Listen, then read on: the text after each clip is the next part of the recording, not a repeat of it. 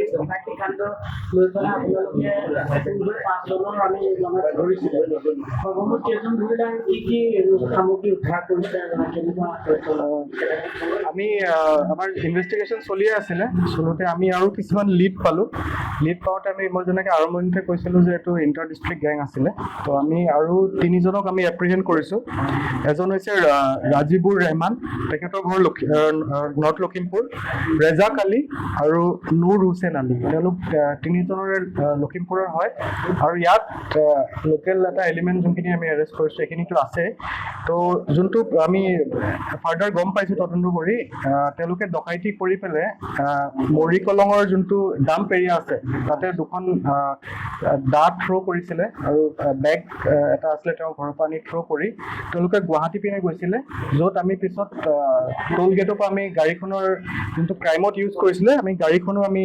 চিজ কৰিছোঁ গাড়ীখনৰ নাম্বাৰ হ'ল AR01M4013 AR01M4013 এই গাড়ীখন ইউজ কৰি সেইদিনাখন তেওঁলোকে ডকাইতিটো কৰিছিলে আৰু আমি যোনখিনি গম পাইছোঁ যোনটো সোণ আমাৰ ডক্টৰ চাহাবে পিন্ধিছিলে সেই সোণটো একচুৱেলি ৰিয়েল গ'ল্ড নাছিলে তেওঁলোকে সেইটো ৰাস্তাত থ্ৰ' কৰি পেলাই গৈছে আৰু আমি সেইটোতো আমি চাৰ্চ কৰি আছোঁ আৰু তাৰ বাহিৰে তেওঁলোকে এৰাউণ্ড 1.5 লাখ টকা তেওঁলোকে ঘৰৰ পৰা নিয়া বুলি আমাৰ আগত জনাইছে আৰু তাৰ বাহিৰেও আমি তেওঁলোকৰ যোনখিনি মোবাইল চিজ কৰিছোঁ তাতো আমি বহুত এভিডেঞ্চেছ পাইছোঁ যোনটো তেওঁ পিন্ধি আছিলে ডিঙিত গ'ল্ড সেইটোৰ এৰাউণ্ড সেই ডকাইতি হোৱা 4 ঘণ্টাৰ পিছত তেওঁৰ মোবাইলত আমি ফটো পাইছোঁ এইটো যোনটো আমি অ'নাৰৰ লগত এতিয়া ভেৰিফাই কৰিম আৰু সেইটোৱে হয় আমি বেলেগ ফটোটো আমি দেখিছোঁ আৰু তাৰ বাহিৰে আমি কালি 2খন দা চিজ কৰিছোঁ আপোনাৰ যোনটো মৰিকলং ডাম্প এৰিয়া আছে জাবৰ য'ত আমি পেলাওঁ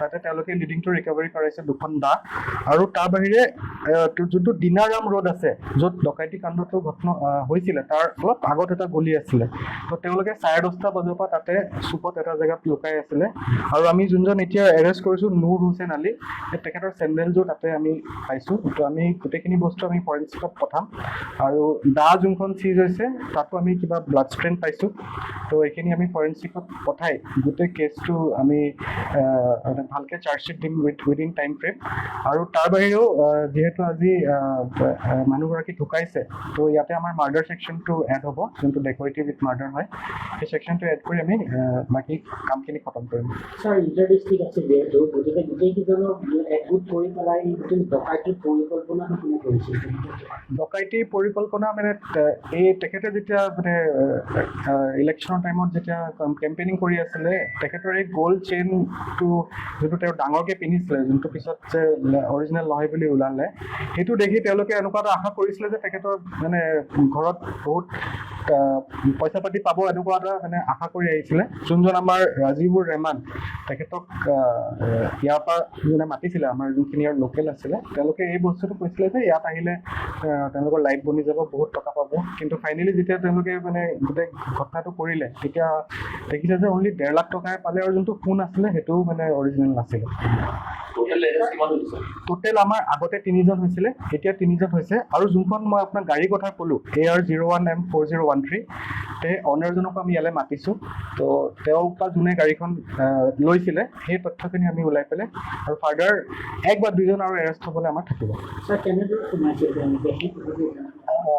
তেওঁলোকে ঘৰৰ লক ব্ৰেক কৰিছিলে তেওঁলোকে ঘৰৰ যোনখিনি খিৰিকী আছিলে খিৰিকীটো চাইডে তেওঁলোকে পিছপিনেদি আহিছিলে এই মই যিটো আপোনাক ক'লোঁ দিনাৰাম ৰোডৰ বেক চাইডে ৱাল এখন বগাই পেলাই ফ্ৰণ্ট চাইডে গাড়ী আহি থাকে বা পুলিচ থাকে তো বেক চাইডে আহি পেলাই তেওঁলোকৰ যোনখন খিৰিকী আছিলে খিৰিকীখনত তেওঁলোকে জুপি বহুত দেৰি চালে যোনটো আমি ষ্টেটমেণ্ট লওঁতে গম পাইছোঁ তেওঁলোকে 1:30 পৰা এৰাউণ্ড 3টা বজালৈকে মানে তেওঁলোকক ফ'ল' কৰি আছে কিন্তু আমাৰ ডক্টৰ আৰু তেওঁৰ ফেমিলি মেম্বাৰ 3টা বজালৈকে হোৱা নাছিলে তো কিবা তেওঁলোকে কথা পাতি আছিলে তো তেওঁলোকে ফ্ৰণ্ট চাইডে তাৰপিছত লকটো ব্ৰেক কৰি ভিতৰত যেতিয়া সোমালে তো প্ৰথমতে ডক্টৰক প্ৰহাৰটো কৰিছে এখন দাও দি পেলাই আৰু তেখেতৰ মিছেছটো যেতিয়া মানে অকণমান চিঞৰ বাখৰ কৰিলে তেখেতো তেতিয়া তেওঁৰ ওপৰতো মানে এটেক কৰিছে নাই এই কেছটোত আমি তদন্তত একো পলিটিকেল এংগল পোৱা নাই এইটো টোটেলি তেওঁলোকে মানে এটা ফাইনেন্সিয়েল যোনটো তেওঁক এনেকুৱা ধাৰণা এটা আছিলে যে বহুত কিবা কিবি পাব, সেইটো ভাবিয়ে তেওঁলোকে ডকাইতিটো কৰিছে। ইয়াতে পলিটিকেল এংগল একেবাৰে নাই। স্যাৰ মিণ্টু মল্লিক হুছেইন যিটো চীনাপতি ল'ৰা, সিয়ে গোটেই হেৰিটো কৰিছিলে। তেওঁ লোকেল হয়, ইনপুটবিলাক তেওঁৰ পৰাও গৈছে। আৰু আমি মানে আৰু অকণমান তদন্ত আমাৰ অকণমান বাকী আছে যে ইয়াত আৰু তেওঁৰ ঘৰৰ ওচৰ পাজৰৰ কোনোবা মানুহ এটা লিংক থাকিব পাৰে যোনে এই খবৰবিলাক দিছে। তো এইখিনি আমাৰ within a very short time এইখিনি হৈ যাব। ছজনে আছে নেকি?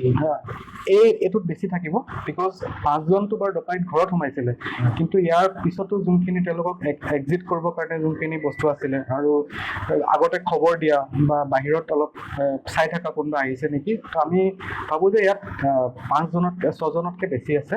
তো এইখিনি আমি উইদিন টাইম ফ্ৰেম আমি কৰি ল'ম। আমি বহুত আৰু এভিডেঞ্চেছ পাইছোঁ, সেইখিনি যাতে কোৰ্টত আমি ভালকৈ চাৰ্জশ্বিটটো দিব পাৰোঁ। তো আমি ইয়াতে SIT এটাও বনাইছোঁ আমাৰ এডিশ্যনেল এছ পি আণ্ডাৰত।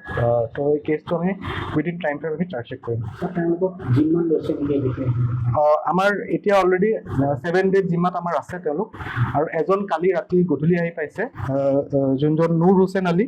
কালি ৰাতিত তেওঁক আমি লখিমপুৰৰ পৰা আনিছোঁ। তেখেতক আমি আজি কোৰ্টত প্ৰডিউচ কৰি তেখেতক আমি জিম্মাৰ কাৰণে আমি প্ৰে কৰিম কোৰ্টত। আগৰ যোনকেইজন আমি ধৰিছিলোঁ আপোনাৰ ডকাইতি হোৱা 2-3 দিন পিছতে, তেখেত অলৰেডি জুডিচিয়েল কাষ্টিডিত আছে। আৰু যোনখিনি আমি লখিমপুৰৰ পৰা 2জন আগতে আনিছিলোঁ, এজন লখিমপুৰ, এজন ধেমাজি, আৰু কালি এজন আনিছিলোঁ, তেখেতক কালি আনিছোঁ, তেওঁলোক আমাৰ কাষ্টিডিত আছে। এতিয়া আমি লেটেষ্ট যোনজন 3জন ধৰিছিলোঁ, ৰাজিবুৰ ৰেহমান, ৰেজাক আলী আৰু নুৰ হুছেইন আলী, 3জনৰে ঘৰ লখিমপুৰ ডিষ্ট্ৰিক্টৰ হয়। সেইটোৰ লগত আমি পোৱা নাই, কিন্তু নিউজত আহিছিলে যেতিয়া তেওঁলোকৰ এই বিভিন্ন খবৰবিলাক তেওঁলোকে ভাবিছিলে যে কিবা এনেকুৱা পাব, কিন্তু সেইটোৰ লগত মানে কিবা ইনফৰমেশ্যন ফ্ল' হোৱাৰ কাৰণে চাগে তেওঁলোকে সেইটো কাৰণে এটেম্প্ট কৰিছিল আমি ভাবিছোঁ। আৰু মেইনলি এই স্পেচিফিক এই বস্তুটো আছে যে তেওঁ তেওঁক ফ'ল' কৰি আছিলে অলপ দিনৰ পৰা, কিবা থাকিব পাৰে।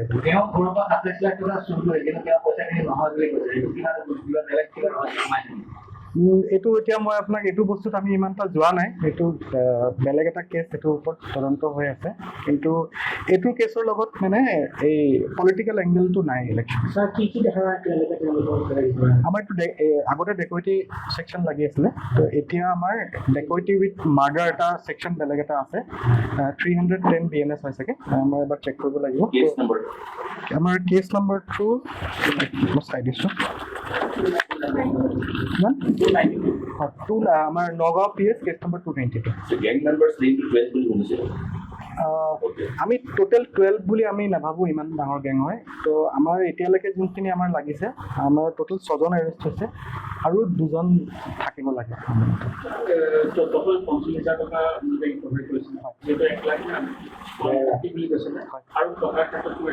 টকা এতিয়া আৰু টকা ৰিকভাৰ হোৱা নাই, এতিয়া কাৰেণ্ট যোনখিনি হেৰি হৈছে, কিন্তু টোটেল যোনখিনি আমি চব মিলাই মেলি চালোঁ, 1.5 লাখ টকা ঘৰৰ পৰা নিছিলে। তো যিহেতু গেংটো আমি ভাবিছোঁ 8জনমান হ'ব লাগে, তো তেওঁলোকক মানে যেতিয়া ভগাইছে তো 15-20 হাজাৰকৈ পৰিব।